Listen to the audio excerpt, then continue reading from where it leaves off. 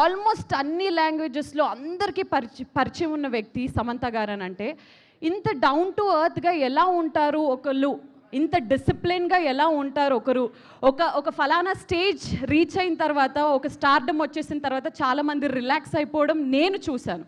But she is always hungry for good work, hungry for everything, and I think అలాంటి hunger and especially ఈ జనరేషన్లో ఇప్పుడున్న ఈ ప్రస్తుతం ఉన్న ప్రపంచంలో ఇలాంటి అమ్మాయిలు, ఇలాంటి ladies who inspire and keep us strong and disciplined కావాలి. That is our Samantha.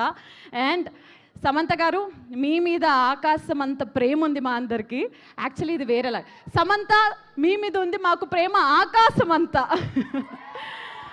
So yes, మా ఇంటి బంగారంని June 19 థియేటర్స్లో మీ అందరూ చూడాల్సిందిగా మనస్ఫూర్తిగా కోరుకుంటూ, ఈ చిన్న కోడల్ని కూడా ఆశీర్వదించవలసిందిగా కోరుకుంటూ, ఈ వేళ విశేషంలో మన పెళ్లి కూడా జరిగిపోవాలని కోరుకుంటున్నాను. Oh my God! ఇందాక రాని వాళ్ళందరికీ కూడా శ్రీముఖి చెప్పినటువంటి విషయాన్ని నేను మళ్ళీ గుర్తు చేస్తున్నాను. అదే నేను నీ పెళ్ళి ఎప్పుడు అని అడిగితే ఈ సినిమా సక్సెస్ తర్వాత అవును నీ పెళ్లి అని చెప్పావు. యాక్చువల్లీ మండపం రెడీ, క్యాటరింగ్ సర్వీస్ రెడీ, పెళ్లి కొడుకు దొరికితే పెళ్లి జరిగిపోద్ది. అదే ఆయన కోసమే వెయిటింగ్. ఎస్, ఎక్కడో ఒకటి నీ కోసం పుట్టే ఉంటాడు.